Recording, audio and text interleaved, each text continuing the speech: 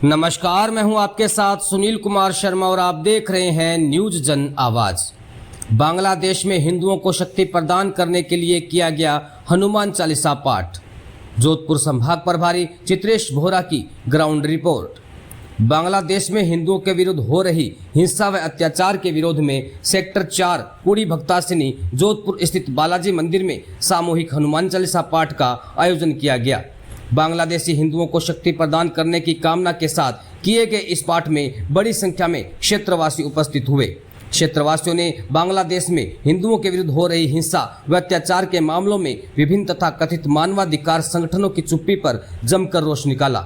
भगवा सेवा संगठन के राधेश्याम बंसल ने कहा कि संयुक्त राष्ट्र संघ, अंतर्राष्ट्रीय मानवाधिकार आयोग, संयुक्त राष्ट्र मानवाधिकार परिषद, human rights first, international federation for human rights, UN high commission for human rights watch, human right council, amnesty international सहित दर्जनों राष्ट्रीय अंतर्राष्ट्रीय मानवाधिकार संगठन बांग्लादेश में निर्दयता तथा निर्ममतापूर्वक हो रहे हिंदू उत्पीड़न व प्रताड़ना के मामलों में क्यों नहीं बोलते। उन्होंने ऐसे मानवाधिकारवादियों को चुनौती देते हुए कहा कि यदि उनके दिमाग में गोबर और मुंह में दही नहीं जमा है तो उन्हें अविलंब बांग्लादेश में पीड़ित और प्रताड़ित हिंदुओं के दर्द को विश्व के सामने लाकर उन्हें न्याय दिलाने की मांग करनी चाहिए। बंसल ने प्रधानमंत्री से भारत में अवैध रूप से रह रहे बांग्लादेशी तथा रोहिंग्या घुसपैठियों को अविलंब बाहर निकालने की मांग करते हुए कहा कि जो लोग इस प्रकार के विभत्स अत्याचार बांग्लादेश में आज हिंदुओं के साथ कर रहे हैं, उनके अत्याचारियों की नस्ल के करोड़ों लोग भारत में इसी प्रकार के कृत्यों को अंजाम देने के लिए तैयार हैं। इन्हें अतिशीघ्र देश से बाहर का रास्ता दिखाने की कार्यवाही की जाए। बांग्लादेश में अल्पसंख्यकों पर होते अत्याचारों पर उमेश सैनी ने कहा कि बांग्लादेश में जो हिंसा हो रही है वह कोई ब्राह्मण, क्षत्रिय, वैश्य अथवा दलित देखकर नहीं हो रही है और न ही वहाँ की हिंसा में हिंदू, बौद्ध, सिख, ईसाई देखकर मारा जा रहा है, बल्कि वहाँ पर हिंसा में हर उस व्यक्ति को मारा व प्रताड़ित किया जा रहा है जो काफिर है। काफिरों की पहचान करके उन्हें चुन चुन कर मारा जा रहा है। यहाँ तक कि पहचान करने के लिए अंडरवियर तक उतरवा कर जाँच की जा रही है, जो नितांत निंदनीय है। हिंदू समाज का आह्वान करते हुए राधेश्याम बंसल ने कहा कि भारत में भी हिंदू विरोधी ताकतें हिंदू समाज को जातियों में बांटकर कमजोर करने का प्रयास कर रही है। यह ताकत है एससी, एसटी, ओबीसी के रूप में हिंदू समाज को बांटकर परस्पर विद्वेष पैदा कर रही है। ऐसे लोग संपूर्ण हिंदू समाज के लिए खतरा है। उन्होंने हिंदुओं को समाज बांटने की साजिश करने वालों से सावधान रहने, उन्हें सबक सिखाने की अपील की। पाठ में प्रमोद सैनी, बलराम सोनी, संदीप खटोड़, अनिल प्रजापति, चंद्र प्रकाश शर्मा, लक्ष्य चौधरी, सुभाष सैनी, विकास चौधरी, शंकर सिंह, दोलाराम डुड्डी, एडवोकेट मनोहर लाल पालीवाल, प्रहलाद चौधरी, एडवोकेट ललित पुरोहित, गोपाल अल्पेश, मोहन चौधरी, नवल किशोर प्रजापति, जसवंत सिंह, सुमन शर्मा, गायत्री देवी, अन्नपूर्णा सैनी, निकिता चौधरी, निर्मला देवी, शोभा कंवर, सीमा माली सहित क्षेत्र के अनेक प्रबुद्ध हिंदू उपस्थित थे। जोधपुर संभाग प्रभारी चित्रेश बोहरा की रिपोर्ट के साथ देखते रहिए न्यूज जन आवाज। 1951 में बांग्लादेश जो क्षेत्र अभी है वहां पर लगभग 25% हिंदुओं का निवास था, जो अभी घटते घटते और लगभग 7 से 8% पर वहां पर हिंदुओं की आबादी रह गई है। बड़ी संख्या में जो हिंदू हैं उनको पीड़ित प्रताड़ित करके वहां से भगा दिया गया, उनको धर्मांतरित करके मुसलमान बना दिया गया और या फिर उनको मार दिया गया। ऐसा लंबे समय से चल रहा है। लेकिन अभी जो बांग्लादेश के अंदर घटना हुई है उसके अंदर एक राजनीतिक अस्थिरता के चलते एक छात्र आंदोलन का नाम लेकर के, और बांग्लादेश लंबे समय तक डिस्टर्ब था, लेकिन जब वो छात्र आंदोलन था, एक सरकार के विरुद्ध आंदोलन था, लेकिन ये चलते चलते कहां जाकर के रुका, हिंदू समाज के दमन के ले जाकर के। और किस प्रकार की घटनाएं हम सबको ध्यान में पड़ी है। लोगों, बच्चों को कमरों के अंदर लटका करके मार दिया, ठीक है। पिता के सामने बेटी का बलात्कार हो रहा है, पति के सामने पत्नी का बलात्कार हो रहा है, और सामूहिक बलात्कार जिसकी कोई मतलब जिसके बारे में हम चर्चा भी नहीं कर सकते। ऐसे ऐसे जघन्य अपराध वहां पर बांग्लादेश के अंदर हुए। और आज के कार्यक्रम के माध्यम से मैं पूछना चाहूंगा उन तमाम मानवाधिकारी संगठनों को, जो एक आतंकवादियों की कोई सजा मिलती थी उसके लिए आधी रात को जाकर के कोर्ट खुलवा लेते थे, ठीक है।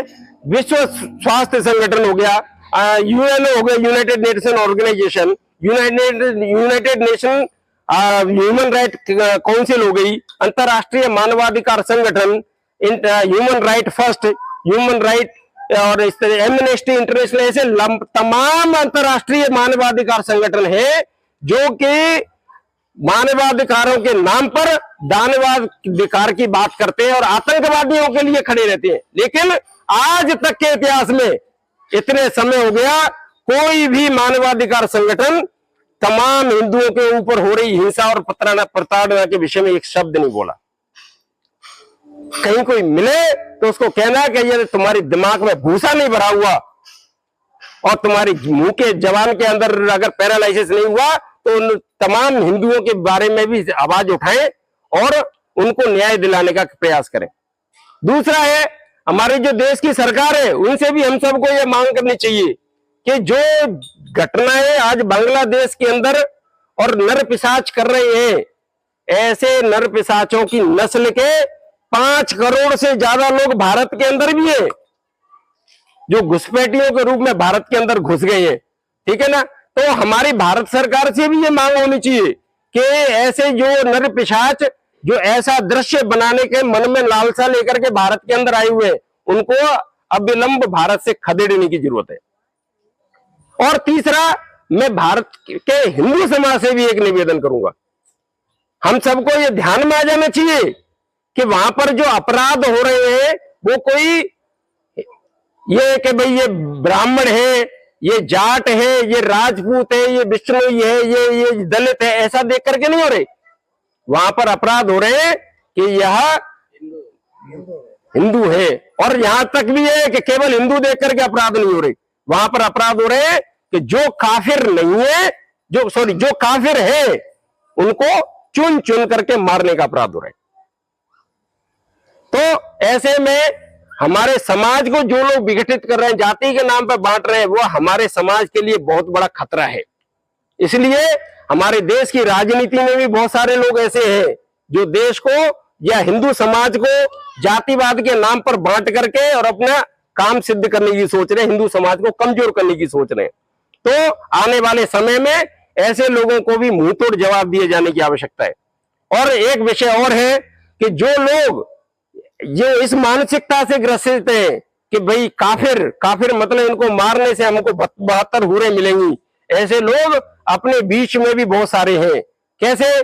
कोई एसी रिपेयरिंग के नाम पर हमारे घर के अंदर घुस रहा है, कोई जोमेटो का खाना पहुंचाने के नाम पर हमारे घर के अंदर घुस रहा है, कोई अमेजन फ्लिपकार्ट की डिलीवरी के नाम पर हमारे घर के अंदर घुस रहा है, या कोई सब्जी बेचने के नाम पर अपने घर के अंदर घुस रहा है, या कोई दूसरा।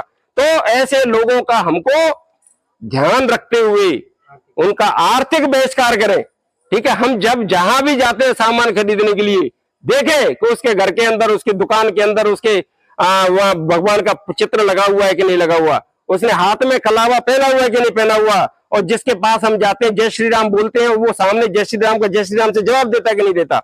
इन सब चीजों का ध्यान में रखते हुए अगर हम मिलकर के इसमें काम करेंगे तो जो दृश्य आज बांग्लादेश के अंदर हो रहा है वो कल के लिए हमारे देश के अंदर, हमारे जोधपुर में, हमारे कुड़ी के अंदर नहीं हो, ऐसा हम सबको करना चाहिए। इसके निमित्त हमने आज जो बालाजी महाराज का यह आह्वान किया है कि उनको ताकत प्रदान करें।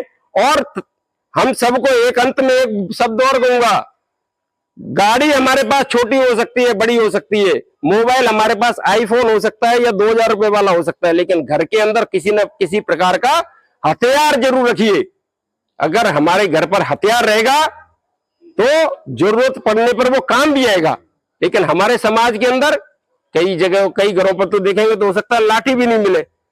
हम सबकी ये जिम्मेदारी है, जो जागरूक हिंदू समाज के हम सब लोग यहाँ बैठे हैं, हम सबकी जिम्मेदारी है, हमारे प्रत्येक घर के अंदर किसी भी प्रकार का तलवार है, गंडासी है, ठीक है, कुल्हाड़ी है, ऐसा हथियार अपने यहाँ रहे। हमें जरूरत ना पड़े, लेकिन जरूरत पड़ने पर हमारे हाथ खाली भी नहीं रहे, ऐसा आप सबके समक्ष विनती करते हुए अपनी बात को